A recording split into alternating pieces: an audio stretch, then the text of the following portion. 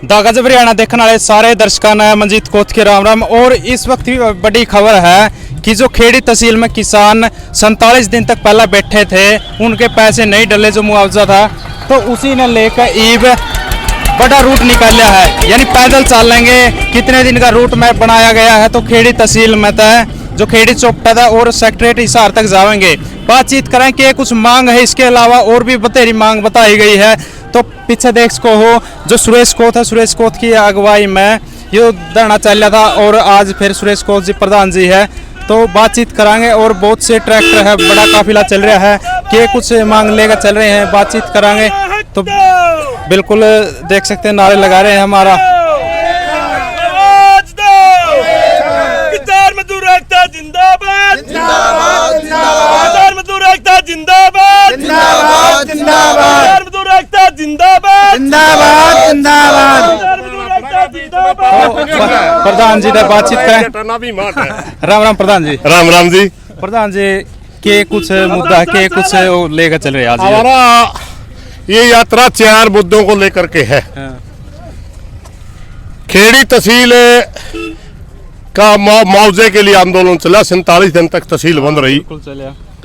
उसमें दुष्यंत चौटाला जी के साथ हमारा समझौता हुआ था कि जिस भूमि को बीमा मिल लिया उसको छोड़कर सारी भूमि का 6,500 रुपये एकड़ मिलेगा। तो पहला तो हमारा ये कि जो समझौता होता है उसके तहत मुआवजे इसका सहायता राशि का वितरण किया जाए, क्योंकि ये मुआवजा नहीं है। उन्होंने पहले ही कहा था कि मुआवजा नहीं देंगे। करिए काले बात। तो दूसरा हमारा है हरियाणा प्रदेश के विभिन्न गांवों में हजारों गांव ऐसे हैं जिसमें पिछली साल बारिश के मौसम में बहुत ज्यादा पानी चढ़ गया, आज तक भी बिजाई नहीं हो रही। आज तक भी बहुत से गांवों में छाती छाती पानी खड़ा है। कई हजार एकड़ भूमि ऐसी हरियाणा में, और इसी तरह की भूमि हिसार में भी है। हमारी मांग है सरकार से कि बारिश का सीजन आने से पहले पहले इसका पानी का ठोस प्रबंधन किया जाए, ड्रेनेज की व्यवस्था करिए, रिचार्ज बोर लगाइए या अच्छे पाइपलाइन से कोई भी जरिया वो सोचना सरकार ने। हमारी मांग है कि बारिश के सीजन से पहले पहले ये पानी का ठोस प्रबंधन हो। प्रधान जी, तीसरा कितनी फसल खराब हुई थी खेड़ी तहसील की थी? जो खेड़ी तहसील के 23,767 के एकड़ जो भूमि थी वो 21 की बात है। वो 2021 का मुआवजे की बात है, वो पिछले साल की बात नहीं है। 2021 में जो नरमा खराब हुई थी उसकी हमारी अकेली तहसील छोड़ दी गई थी, सबको मुआवजा दे रहे थे। इसलिए हमने कहा था नरमा तुम्हारा भी खराब हुई है। वो 23,768 एकड़ भूमि की बात है। और तीसरा हमारा मुद्दा है जो CHC सेंटरों में बीमे करवाए थे किसानों ने, प्राइवेट बीमे। कंपनी ने एक बहाना लगा कि एक खेत के 2 जगह आपने बीमे करवा रखे हैं। ये इंक्वायरी का विषय बनता है। जब कम प्रीमियम काटा जाता है तब प्रीमियम स्वीकार के क्यों किया? अगर आपने गलत लागत था तो उस मौके कंपनी प्रीमियम स्वीकार क्यों कर दी है? उस मौके तो पैसे ले लिए। जब देखा कि फील्ड के अंदर नरमा मर गई और आपने मुआवजा देना पड़ेगा, वो जो इंक्वायरी का विषय था उसका बहाना करके सबके बीमे कैंसिल कर दिए गए। ये बहुत बड़ी किसान के साथ एक लूट कंपनी ने की है। इस प्रदेश के अंदर कंपनी राज ना पहले था, ना आज है, ना आगे लागू होने देंगे। एक हमारा बाजरे का जो 52 स्कीम है उसके तहत भी बहुत से किसानों को पिक एंड चूज किया गया है। जब आपने पंजीकरण करवाया तो उसमें अगर गलत था तो उस मौके टोकना चाहिए था। पंजीकरण जिस मौके करवाया, जितने के एकड़ का पंजीकरण था उसमें किसी को 52 का लाभ दे दिया गया, किसी को नहीं दिया गया। तो हमारा मानना है कि सरकार इसको भी जल्दी ठीक करे और इन सभी बातों को एक हमारी सरसम वर्गी पाले में अब सरसम की गिरदौरी अभी होनी चाहिए। सरसम कट लेगी फिर क्या ही गिरदौरी करवाओगे? ढांसरे ही करवाओगे गिरदौरी? अभी देखो ना सरसम में कितना नुकसान हो रहा है। अभी तक कोई वो नहीं है, उसके बाद कहते हैं गिरदौरी का समय आया तब सरसम कट ली। इस तरह का नुकसान दिख रहा है प्रधान जी अभी सरसम में? पाला मार गया भाई, फूट होगी, बिल्कुल काला दाना हो रहा है, खत्म हो रही सरसम। 5-5 6 मन की लगी होगी। आप क्रॉप कटिंग करवा के देख लो। प्रधान जी कह रहे मुआवजा कुछ तो डाला भी है। हाँ, कुछ जो इन शर्तों में नहीं आता वो डाला। जो ये शर्तें लगाई गई है 14-15 करोड़ शर्तें जो लगा रहे 15,44,89,489 रुपये है, तो उसमें तो 8,000 के लगभग एकड़ ऐसी भूमि है जो इन शर्तों के द्वारा बाहर कर दी गई 23,000 में से।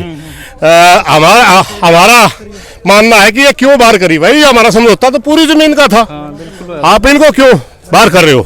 तो अभी हमारे पास कल तहसीलदार साहब के द्वारा मैसेज आया कि हम जल्दी ही आपके किले छांट के सरकार ने मंगा दिए, हमने किले दे दिए हैं, हम जल्दी कोई भाई ठीक है, हम इन बातों में मानने वाले नहीं है। या तो लेटर दिखा दो, आपके पास लेटर आ गया, वरना हम यात्रा कर रहे हैं।